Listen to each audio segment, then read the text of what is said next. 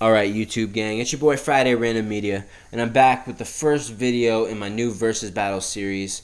I'm going to be picking two fictional characters from two different fictional universes, putting them head to head, doing some comparisons, and seeing who I think would win, and how I think they would win. Now, we're going to begin with two badasses in their own right. We're going to start with Wolverine from the Marvel Comics universe, and Roronoa Zoro from the One Piece universe. And I'm not going to be going into their backstory too much at all. No need. Both of these guys are fan favorites. Wolverine, the best at what he does, but what he does isn't very nice.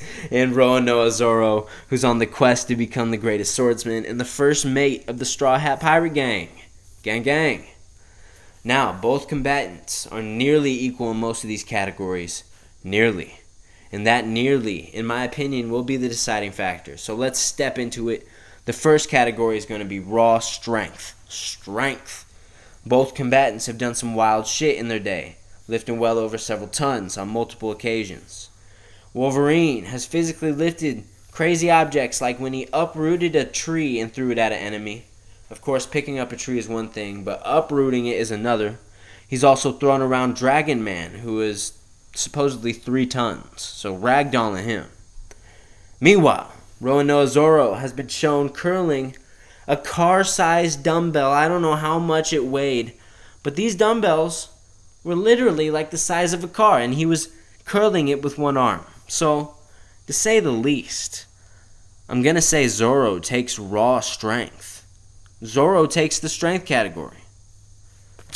Now, we're not going to be stepping away from strength, but we are going to be branching off of it. The second category is going to be attack power. Zoro can level buildings. He can cut through steel. He has taken out literal mountain level opponent. He's taken out this guy named Pika, who is a mountain.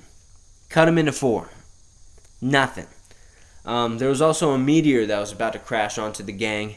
And what does Zoro do? He does what he always does. He takes the blades to the meteor. Cuts it into pieces. Yeah. Meanwhile, Wolverine has fatally wounded the Hulk. We all know the Hulk. Absolute beast. Wolverine, put him on a stretcher, put him 6 feet under via claws. He's also been known, he almost killed Namor. They were in a brawl. Wolverine gutted him, almost put him 6 feet under as well. We all know Namor, hella strong. He's also been known to slash and penetrate the likes of Thor and Thanos. Yeah, penetrate him. Not that he almost killed them or anything, but just the fact he was able to affect them was impressive, to say the least. Now, something I need to note is both of the combatants' attack power is buffed and amped by their powers and abilities. Powers and abilities we'll get into later. I just wanted to throw that in there. Now, considering that I could probably argue their attack power both ways, I'm going to consider it even. To review, Roronoa Zoro has the strength category, however, the attack power category goes to both. It is split down the middle. Now, getting into category number 3, we're going to talk about combat speed. We're not going to go into it too deep. We're going to brush over it because relatively, both of these guys are equal. It's portrayed it through, differently in different mediums, but they're basically equal in combat speed. They're basically light speed in the pocket. When they're up close scrapping, they're basically just moving at a blur to the naked eye. They can cut bullets. They can dodge bullets. They can dodge and cut through other incoming projectiles, as I've talked about before. Yeah, they're both fast as shit. I'm going to give the speed down the middle, split it even. So, to review, Roronoa Zoro has the strength category. They both split down the middle, got the attack power category. They both, split down the middle, have the combat speed category. Now, category number 4 is battle IQ, their battle intelligence. Zoro is a high level swordsman using 1 sword style, 2 sword style. 3 sword style is his most main and iconic. He does occasionally use more sword styles, but these are his mains. Now, along with his sword skills, Zoro uses his Haki abilities, and Haki is like an energy power that we'll talk about later. So on top of those abilities, He also uses his sheer strength. Of course, he's strong as shit, so he's going to use that sheer strength. Now, the way Zoro fights is always head-on. He's never using tricks. He's never using deception. He prefers a clean mano-a-mano, beat-down type fight. He refuses to back down. This man will fight to the death, even if he is severely outmatched. He doesn't care. If he dies on the battlefield, he dies on the battlefield. Now, Wolverine, however, he will utilize and exploit any known weaknesses his enemies may have. He'll use stealth. He'll use stealth. He'll use traps. But when it comes down to it, he'll dive in the pocket and just start scrapping like we all know Wolverine to do. His defensive abilities are not too impressive hand-to-hand. He relies on his durability a lot, so his hand-to-hand defense isn't very great. However, when it comes to defending ranged attacks, we've seen him actually use his claws to block a blast from Cyclops. In Cyclops, optic blast can flatten a mountain. So that's impressive. He can react to it and tank it with his claws. As far as his fighting style, Wolverine has been trained by the samurai and learned so that he has sword skills of himself. He's been taught multiple hand-to-hand martial arts as well. On top of that, I should mention, as far as the hand-to-hand goes, he has gotten the best of the goated martial artists in the verse, like Iron Fist. He beat Iron Fist in the sparring match. What's up with that? On top of that, Wolverine also uses his claws, whether his claws are bone or adamantium. So that's a different kind of style on top of all of that. So, reviewing battle IQ, Zoro is anything but a slouch on the battlefield. However, I do believe Wolverine's battle IQ is superior. So, to review the categories, Roronoa Zoro takes strength. Wolverine takes battle IQ. However, action or attack power and combat speed are split down the middle. Now we're going to be getting into our last category, which is going to be the powers, hacks, and abilities. This is the most complex category and the one that's going to take the most time. So, if you don't know what hacks are powers that almost seem like cheat codes. They seemingly make the fight unfair. Now, let's get into it. Starting with Wolverine, he has several powers and abilities along with some hacks and enhancements. We're going to number them off. So number 1, he has his bone claws, which he uses as weapons. He uses them as tools. And his bone claws are strong. However, they're stronger with his adamantium skeleton, which is number 2. His adamantium skeleton, which he got from the Weapon X program, where his entire skeleton is coated in adamantium, which is an highly durable metal, probably the top 5 most durable metals in Marvel Universe. And this kind of explains how he's able to do things like kill the Hulk and just do some high level shit. Adamantium also negates most healing factors, which leads us to number 3, which is Wolverine's healing factor, which is ridiculous. He's almost impossible to kill. He's basically almost immortal. We've seen him regenerate from a nuke. Of course, he fights the Hulk. What happens when the Hulk punches you is you die. Wolverine don't die. Yeah, he's even got fried by a Thor lightning blast and has come to recover from that. So, pretty ridiculous. Not to say he is immortal. He can be killed, but it's pretty ridiculous. Now, number 4 is Wolverine's Berserker Rage. And this is basically when he's getting his ass beat and he needs to tap into that animalistic nature. He turns into an absolute Chad.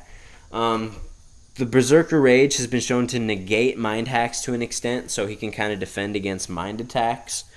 It can negate combat precognition, so even if you have a high battle IQ, even if you're great in martial arts and swords and shit, it's hard to predict what an animal is going to do. Now, his Berserker Rage can also allow him to fight for days on end without being tired. Completely bloodlusted. Yeah, Wolverine's a bad man. Now, getting into Zoro's power hacks and abilities.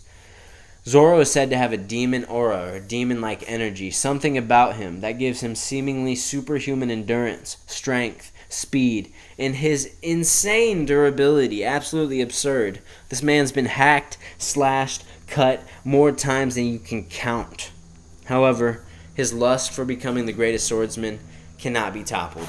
You cannot stop this man from becoming a beast. So we're going to number off Zoro's powers as well. We have number 1, which is his observation haki. As I mentioned earlier, haki is like a spiritual energy-based attack. So observation haki is like a sixth sense. You can kind of compare it to a spider sense in a way. He can perceive someone else's strength, their emotions, and sometimes grants some in-battle precognition. Now, number 2. Armament haki, and this is when Zoro coats either his, part of his body, or he coats his blade in haki energy, which is it ultimately increases the power of the blades and the cutting power, the slashing power, stabbing power, and this can attribute to his high tier feats. It also supposedly renders his swords unbreakable. Now, number 3, Conqueror's haki, which is a rare haki. Only 1 in several million are born with it. And for a long time, it was theorized that Roronoa Zoro was able to use the Conqueror's haki, but it was just recently confirmed, I guess you could say. Conqueror's haki is the ability. It's described as the power to impose the user's will onto their opponent. So it sounds like some aggressive mind attacks. Now, reviewing powers, hacks, and abilities. Both combatants have some insane powers and abilities at their disposal. But I do feel that the adamantium claws and healing factor of Wolverine allows him to take the powers abilities. So, to go over everything, to review it all, what is the verdict? Strength. Zoro takes it. Speed. It's about even. Attack power is about even. Battle IQ. Wolverine takes it. Powers, hacks, and abilities, Wolverine just barely takes it. So, how do I see this fight playing out? Let me give y'all the breakdown. Of course, our characters love their drinks, so they are at the bar. Zoro senses an unusually powered being, a mutant, Wolverine. Wolverine appears to be getting into a little bar brawl scuffle like usual. However, he senses Zoro coming up behind him and approaching him, so Wolverine turns around. The claws come out. Zoro unsheaths his blade, and they start shit-talking. Now, sensing the threat of Wolverine, Zoro goes to strike Wolverine. However, Wolverine blocks the blade and quickly makes work of the sword. Zoro is taken aback, seeing that his sword completely shattered due to Wolverine's claws. Now, the gloves are off. Zoro pulls out both blades, continuously slashing Wolverine over and over again, but the cuts quickly heal. Wolverine slashes Zoro once, and Zoro has to create a little bit of distance, noting how difficult and how different the adamantium claws hurt compared to normal blades. Zoro powers up his armament haki with his 2 other swords, and he slashes Wolverine, hitting Wolverine with a huge blast that sends him crashing through several layers of the building. Now, Wolverine rises from the dust, his wounds healing, and he's pretty pissed off. He isn't really interested in shit-talking now. They charge at each other and they clash. Zoro's haki allowing his swords to withstand the claws. Zoro lands a few slashes and stabs. Wolverine also lands a slice or 2. Once again they clash head to head, both of them holding their guard, trying to force the other back. And however, Zoro is successfully pushing Wolverine back onto his heels, and Wolverine's claws are almost penetrating his own face. Zoro takes a second to state how the adamantium is taking a toll on him, worse than any other blades have before, and Wolverine takes the opportunity to headbutt Zoro with his adamantium-plated skull.